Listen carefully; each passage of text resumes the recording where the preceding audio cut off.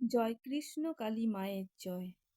কৃষ্ণকালী মায়ের নাম কৃষ্ণকালী কেন হলো? সমগ্র বিশ্বজুড়ে সকল ভক্তগণের হৃদয়ে কৃষ্ণকালী মা গেঁথে গেছেন, কিন্তু অনেকেই হয়তো জানেন না কৃষ্ণকালী মায়ের নাম কৃষ্ণকালী হলো কেন। কৃষ্ণ কালী রূপ ধারণ করেছিলেন বলেই মায়ের নাম কৃষ্ণকালী হয়েছিল, এটুকু নিশ্চয়ই অনেকেরই জানা। কিন্তু কৃষ্ণ কেন কালী রূপ ধারণ করেছিলেন হয়তো অনেকেরই জানা নেই, আবার হয়তো অনেকেরই জানা আছে। যারা জানেন এবং যারা জানেন না, সকলের উদ্দেশ্যেই ভাবলাম আমি যেটুকু জানি সেটুকু শেয়ার করি সবার মাঝে। রাধাকৃষ্ণের লীলা অনেকেরই জানা।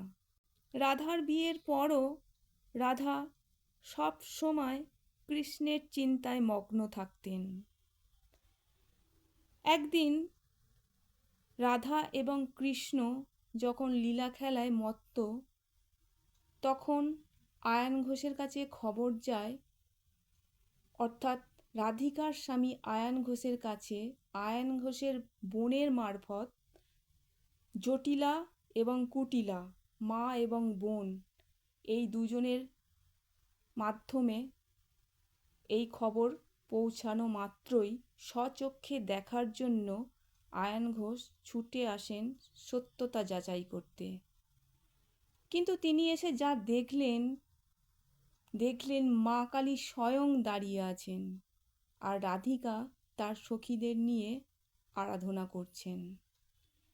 এই দেখে আয়ান ঘোষের রাগ একদম কমে যায় এবং তিনিও তখন রাধিকার সঙ্গে সঙ্গে মায়ের আরাধনায় বসেন। শ্রীকৃষ্ণ উনি ছিলেন স্বয়ং ভগবান।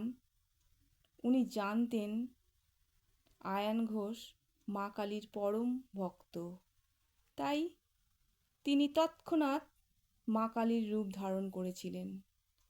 যথারীতি এই দৃশ্য দেখে আয়ান ঘোষ মাকে দর্শন করে ফিরে আসেন। ভগবান কৃষ্ণের রূপ পরিবর্তনের আসল কারণ হলো এটাই, কারণ রাধিকাকে তিনি প্রচণ্ড ভালোবাসতেন। ভালোবাসার মানুষকে বাঁচানোর জন্যই তিনি মা কালীর রূপ ধারণ করেছিলেন। ভগবান শ্রীকৃষ্ণের বহু লীলার মধ্যে এটিও ছিল একটি অন্যতম। তো জয় কৃষ্ণকালী মায়ের জয়, জয় সোনা মায়ের জয়, জয় মঙ্গলা মায়ের জয়। সবাই ভালো থাকবেন, সুস্থ থাকবেন। আর ঘটনাটি কেমন লাগলো কমেন্টে জানাবেন। বেশি বেশি করে মায়ের নাম জপ করবেন।